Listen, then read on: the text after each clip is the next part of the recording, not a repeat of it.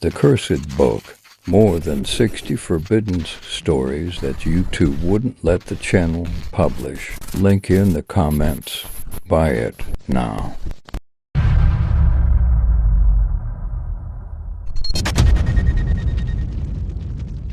In the dim light of the flickering bulb, the rules of the bordel hung on the wall like an ominous decree. Their edges were frayed, stained with dark, unknown substances, and the words seemed to writhe on the paper as if alive. The warnings were clear, but unsettling. Read the rules before working on the bordel. The old caretaker, a gaunt figure with hollow eyes, had always insisted on the importance of those rules. His voice, a rasping whisper, conveyed more dread than the ancient tome that lay before any new arrival.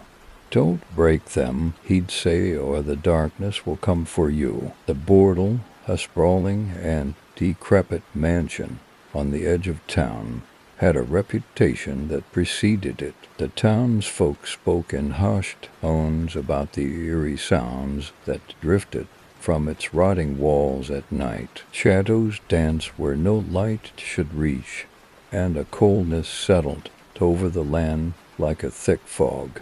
Those who ventured to close off and felt a creeping terror, their instincts screaming to flee. One rule on the list was particularly chilling: never enter the basement. Those who had ignored this directive were never seen again, their screams reportedly echoing through the empty corridors before vanishing into silence. The basement, a place of nightmares, was said to be the heart of the house's malevolent force.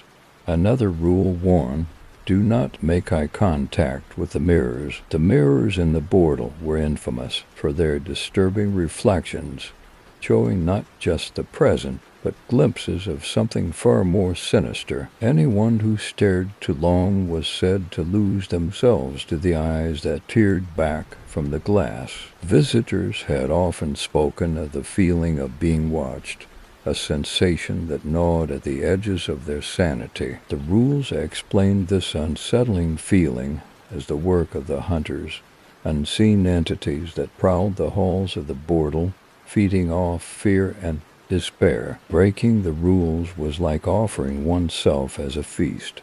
The rule silence is crucial was often disregarded by the overconfident. Those who laughed or spoke too loudly would hear their voices distorted, echoing back with a mocking tone. Their own words would seem to come alive, whispering threats and taunts until they were driven mad.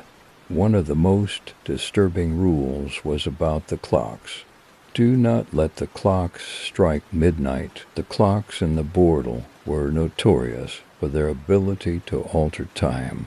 When the hands reached 12, reality itself seemed to warp, trapping those inside in an endless loop of horror and dread. The third rule was do not wander alone. The mansion was filled with corridors that seemed to twist and turn of their own volition. Those who ventured away from their companions would find themselves lost in a labyrinth of shifting walls and deceptive doors, unable to find their way back. The final rule, leave before dusk, was the most critical.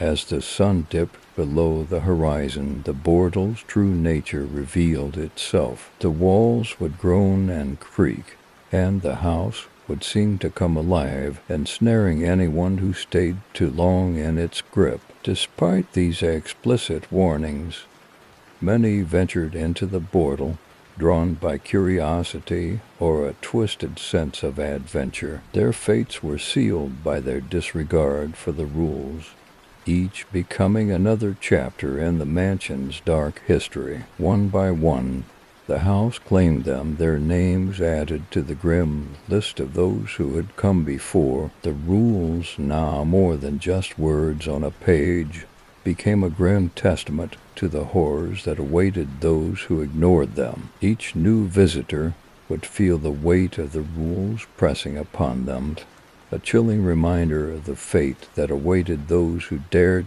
to transgress. They'd hear the whispers of those who had come before, their voices warning of the consequences of their actions. The Bordel, an ancient and malevolent entity, seemed to take pleasure in the suffering of its guests. The rules, while seemingly simple, were a form of cruel irony, designed to ensnare and torment anyone who failed to heed them. In the end, the rules of the Bordel were not just guidelines, but warnings etched in terror. Those who read them would understand that their survival depended on strict adherence, for the house itself was a living nightmare that thrived on breaking its own rules. Survivors, if any remained, would tell tales of the Bordel's malevolence, their stories filled with fear and despair. The mansion would continue to lure the unwary, its dark secrets waiting for the next unfortunate soul to challenge its grim authority. As the sun set on another day,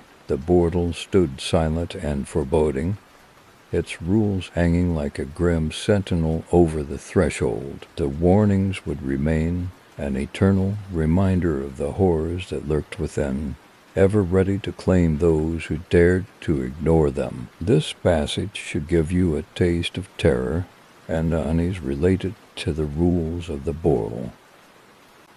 Until next time, thank you